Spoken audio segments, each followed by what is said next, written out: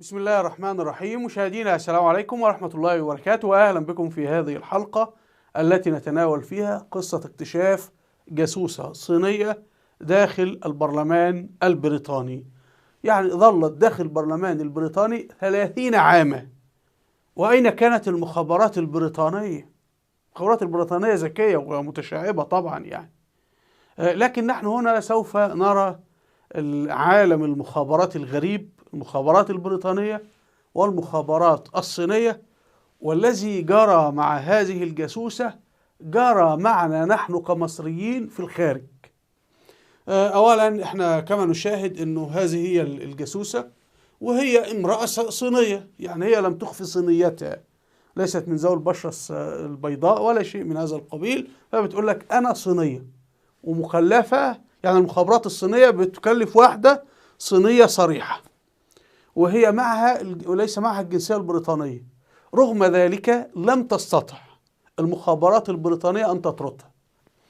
وكما نشاهد هنا بيقف بجوارها جيرمي كوربين اللي هو زعيم حزب العمال. وطبعا هي دفعت أموال ضخمة يا جماعة. هناك نائب حصل على ما يعادل 700 ألف دولار أمريكي رشوة منها، وبشكل رسمي وبتحويلات بنكية وكل حاجة، ولم يتم التحقيق ولا قاضي في بريطانيا فتح فمه بكلمة. هذا هو عالم المخابرات. وليس عالم المخابرات تركيب تحت المكتب جهاز تنصت أو كاميرا في السقف أو خارج البيت جهاز تنصت كذا. طبعا هذا جزء من شغل المخابرات.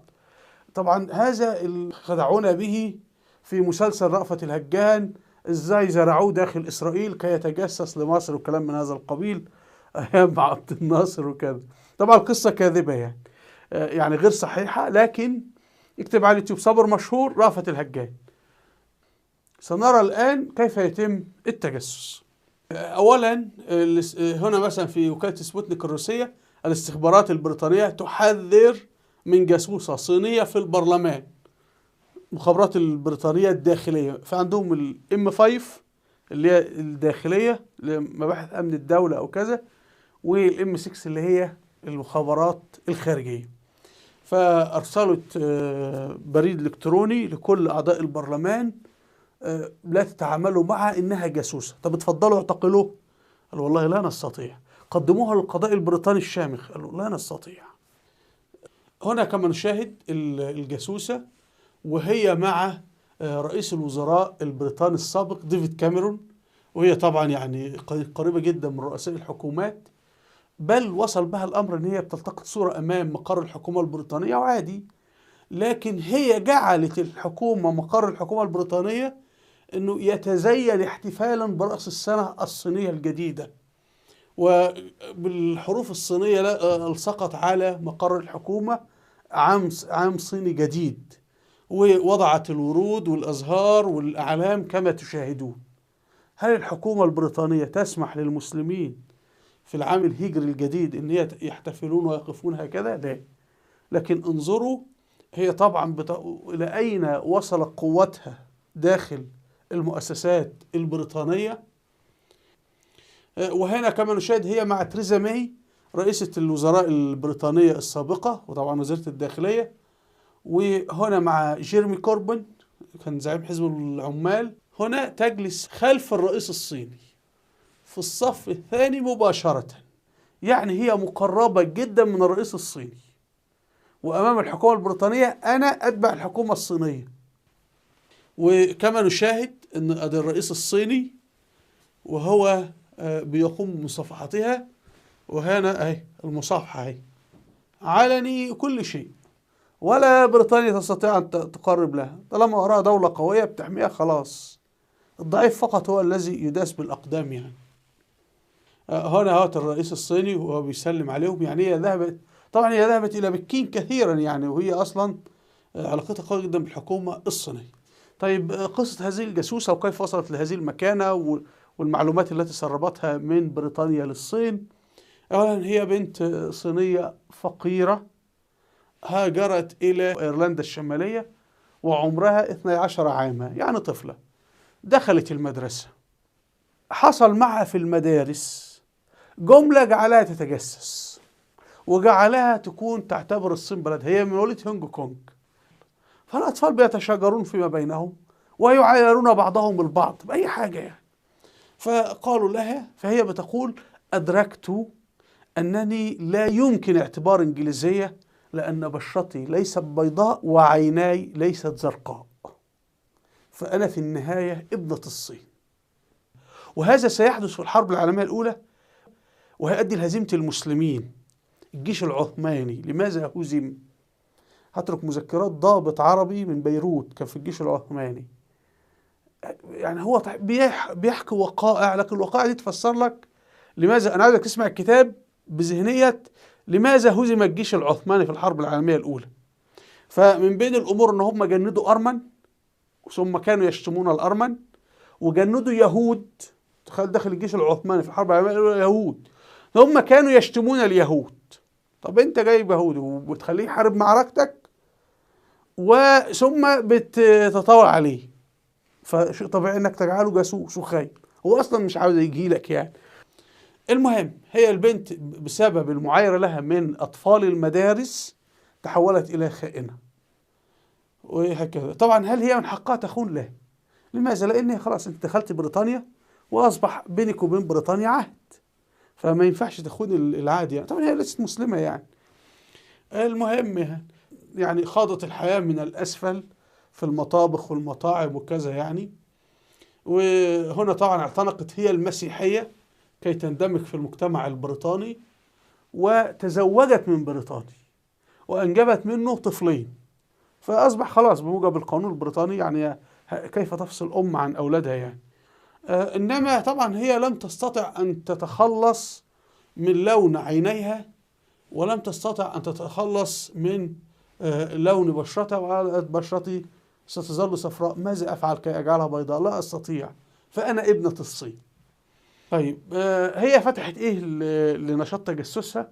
فتحت مكتب محاماة، وفتحت 16 شركة أخرى. فأصبح الأموال بتأتي من الصين على مكتب المحاماة، وثم دفع الرشاوى إلى الجواسيس الإنجليز. كيف؟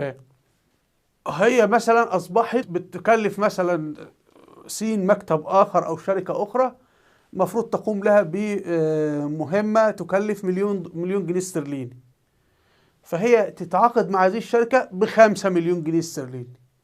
فعندك المليون جنيه استرليني ده ثمن العمل، وال4 مليون جنيه استرليني ده ثمن تجسس. بس في التعاقد الحكومي الرسمي هذا مقابل الاستشارات القانونية أو التصدير أو الاستيراد. فعادة أجهزة المخابرات بتستخدم الشركات ومكاتب المحاماة والمقاولات وشركات الصرافة كوسيلة لإدخال الأموال والقيام بالأنشطة التجسسية إلى آخره. فلذلك هو القضاء البريطاني ولا له عندها تعريفة واحدة يعني، لا يستطيع أنه يحاسبها يعني. رحب طبعا بقى فتحت المكتب المحاماة واتصنفرت يعني زي ما احنا بنقول في مصر، وبقت بقى المحامية الشهيرة. طيب هي كي تستطيع أن هي تدخل مكاتب الكبار المسؤولين البريطانيين أنشأت جمعية الصداقة الصينية البريطانية، فأصبح داخل البرلمان بين البرلمان الصيني والبرلمان البريطاني.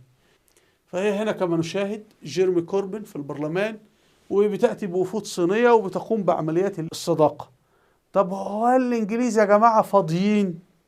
يعني أنا لو عملت اليوم جمعية الصداقة المصرية البريطانية، البرلمان البريطاني يقول اتفضل يا أستاذ صابر وأدخل لكبار المسؤولين ورئيس الحكومة؟ لا، لابد يكون ورايا دولة، ورايا حد يدعمني. فهي طبعا أصبح الحكومة الصينية والبرلمان الصيني قرر إن أي تعامل مع البرلمان الصيني لا يتم إلا من خلالها. ركزوا، فأصبح البرلمان البريطاني إذا أراد أي شيء من البرلمان الصيني لابد يروح لمين؟ يذهب له. فإذا أنتم كإنجليز لم تتعاملوا معها لن تستطيعوا التعامل مع البرلمان الصيني. فهمنا؟ هنا مثلا ده رئيس الوزراء البريطاني، هي هنا طبعا بتقف اهي، وهنا ديفيد كاميرون، وطبعا مجموعة من الشباب والسياسيين الصينيين والباحثين إلى آخره. الأخ ده بقى حصل على تبرع 800,000 دولار أمريكي تقريبا، يعني هو بالاسترليني بس أنا حولته. هذا عضو في البرلمان البريطاني، كان وزير الطاقة أو في ظل المعارضة فهم الحكومة الصينية والبريطانية وفرنسا عملوا في بريطانيا محطة للطاقة النووية، فتعاون صيني بريطاني فرنسي. فما الذي كان مطلوب؟ الحكومة موافقة، بقي المعارضة هتطلع الفساد اللي في المحطة والتجسس إلى آخره، لأنه لما هيبقى علماء إنجليز وصينيين يعملون في هذه المحطة بهذا الشكل، علماء الصينيين سيتعرفون أو يعرفون أسماء العلماء الإنجليز اللي شغالين في المجال النووي. فإما أن تقوم بتجنيدهم وتعطيهم أموال وفرص عمل وتأخذ منهم خبراتهم، أو تقوم بقتلهم إذا أرادت. فطبعا المعارضة البريطانية هتتكلم، فعلى طول هي قالت له خد يا عم 800,000 دولار. طبعا هو كنائب برلماني ما اعرفش يعني يكون مرتبه كام. احنا في مصر في ايام الرئيس مرسي رحمه الله كان مرتب النائب العضو في البرلمان 1500 دولار فقط، تخيلوا. فلو دي هتعطيه 800,000 دولار يعني مرتبه 30 سنة مقدما يعني. فطبعا يعني يعمل خادم له.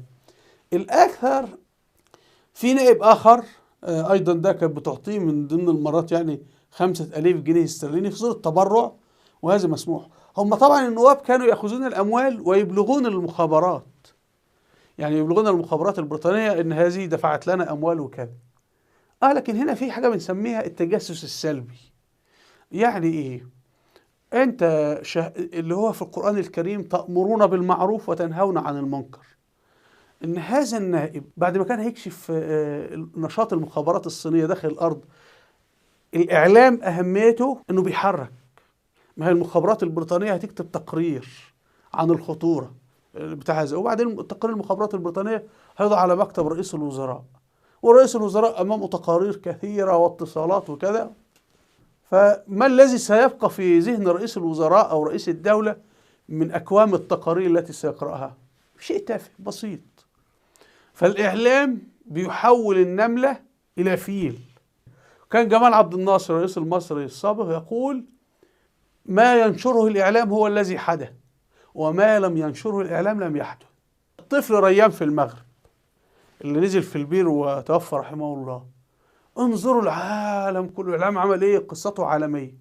طب آلاف أطفال المسلمين في فلسطين وفي اليمن وفي سوريا وفي العراق يقتلون ولا أحد يشعر به، لأنه الإعلام لم يكتب عنه. فدي أهمية إن هو دول في المعارضة وممكن يعملوا مشاكل وينشروا الصحافة وشوشرة، فيقول لك مش عايزين الشوشرة. خلاص.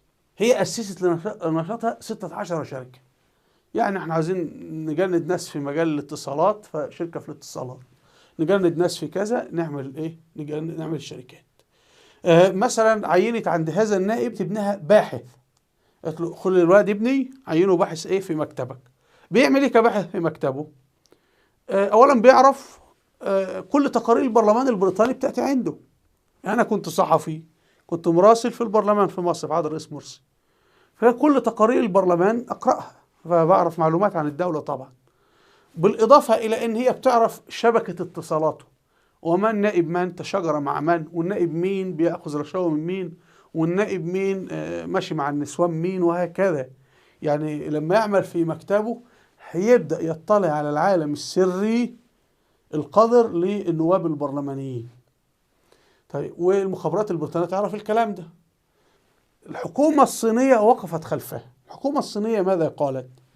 عينت هذه المرأة مكتب المحاماة الخاص بها، عينته المستشار القانوني الوحيد للسفارة الصينية. فأنت نائب بريطاني عاوز تتعامل مع السفارة، تذهب إلى الصين، ليك أي تعاملات مع الصين لابد من خلالها. وهي أصبحت الحكومة الصينية أعطتها هي المحامية الوحيدة المسموح لها بالنشاط داخل الأرض الصينية عن الإنجليز. فهي طريق إجباري، ولذلك كل المسؤولين والحكومة أصبحوا يذهبون إليه. هذا جرى مع المصريين في الخارج. المعارضة المصرية أنت عاوز إيه؟ الله أنا عندي مشكلة كذا، لابد تذهب إلى فلان. طب فلان ده والله بيقول لك لابد ندوس عليك بالحذاء، يدوس عليك بالحذاء. إذا رفضت فأنت خارج المنظومة وتصبح بدون جنسية، زي الناس اللي في الكويت كده بدون جنسية، لا علاج لا تعليم لا أكل لا شرب، يعني بيموتوك. فلابد ان انت تقدم تنازلات وتنحني، وفي ناس انحنت وفي ناس لم تنحني وفرضت عليها عقوبات كثيرة جدا. فالمسألة إجبارية، كيف يجري تجنيد الناس؟ فهنا المخابرات البريطانية بترى عمليات ان هذه المرأة جاسوسة منذ 30 سنة، والمخابرات البريطانية لم تستطع ان تفعل شيء، لان انت لو قمت بحبسها ولا وضعها في السجن كيف سنتعامل مع السفارة الصينية؟ كيف سنصدر ونستورد من الصين؟ فلا بد من خلالها. هنا النشرة المخابرات البريطانية وزعتها على النواب. السؤال بقى، هي كانت وهي بتعمل تجسس هل مارست الجنس مع أحد؟ والمخابرات البريطانية لم تقل إنها مارست الجنس مع أحد ولا أي حاجة خالص. أمال هي كانت شغالة إزاي؟ أنا هنا أعتقد، أو ده تقييمي أنا، التجسس على مرحلتين. هي بتقابل صابر باعتباري مثلا عضو في البرلمان البريطاني أو وزير في البرلمان البريطاني إلى آخره، وبتعمل معه علاقة وبتستكشف شخصيتي، ثم ترفع تقرير، بتقابلني وتقابل بقى 100 شخص آخرين، مسؤول آخرين، ثم ترفع تقرير للمخابرات الصينية لما تزور الصين، تقول لهم والله احنا قابلت 100 شخصية وفيهم 10 يصلحون للتجنيد، فلان فلان فلان. فالمخابرات الصينية هي اللي بتقوم بتجنيد هؤلاء. والتجنيد طبعا ليس بصفة ايه، تعالى اعطينا معلومات وخد ظرف فيه 10,000 دولار، لا، انما بيكون التجنيد بصورة توفير وظائف وكلام من هذا القبيل. يعني إذا مسؤول حكومي في أو رئيس شركة في بريطانيا بيعطيهم معلومات في صورة دردشة، يعني في هذه الحالة دي هتخلص له كل أوراقه، وشركاته في الصين هترسي له عمليات الاستيراد والتصدير. إذا واحد مثلا مسؤول مثل حالاتي في الحكومة البريطانية ورفضت أتعاون أو عملت نفسي جاهل وعبيط، فأمورك تقف في الصين. فعالم التجسس والمخابرات ليس التسجيل والكاميرات وكذا، هو أوسع وأكبر من هذا كله. طبعا بالإضافة كما ذكرنا أنه هذه الأموال بتجعل لو في مشاكل هتحصل من الصحافة والإعلام في البرلمان نتيجة النشاط الصيني في الأرض الصينية يصمت. وأنا كصحفي يعني خلال عملي في الصحافة هذا كله أنا شاهدت أن احنا كصحافة لما ننشر جهات حكومية كثيرة جدا تتضايق. لماذا؟ لأن هي لا تريد أن الناس تعلم الخل عندها، وفي نفس الوقت البشر، وده فساد في طبعهم، يميلون أن يجاملوا بعضهم البعض. يعني أنت تبقى شايف فلان بيعمل خطأ وتسكت تقول يعني بلاش نزعله ولا بتاع. فلما ينشر الصحافة في هذه الحالة، أنت كمسؤول ماذا فعلت أمام الفساد اللي أمامك؟ أرجو مشاهدينا أن تكون الصورة قد وضحت. وفي الختام هنا كتاب تاريخ الدولة الأموية للدكتور يوسف العشي، أرجو أن تسمعوه. احنا هنجد في قصة تاريخ الدولة الأموية كما روى الدكتور يوسف العشي الفكر المخابراتي الكبير عند الخلفاء الأمويين، وكيف استطاعوا أن هم كانوا في منتهى الضعف عسكريا، ولكن بسبب رؤيتهم الكبيرة وعقلهم الواسع والكبير كيف استخدموا الأساليب السياسية والمخابراتية في كسب المعارك وفي إقامة دولة كبيرة. وطبعا الدولة الأموية دولة عظيمة، دي يكفي أن هي وصلت من جنوب باريس إلى الصين يعني. فطبعا لو كانت الدولة الأموية موجودة اليوم ما جرأت الصين أنها تخطف طفل مسلم واحد. كان سيدك الحجاج بن يوسف الثقفي ده أرسل جيش إلى بكين. أنت إزاي تخطف طفل مسلم ولا امرأة مسلمة؟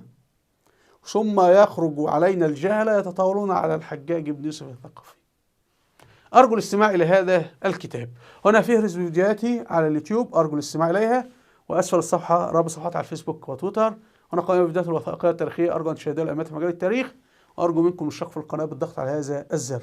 وإلى اللقاء، والسلام عليكم ورحمة الله وبركاته.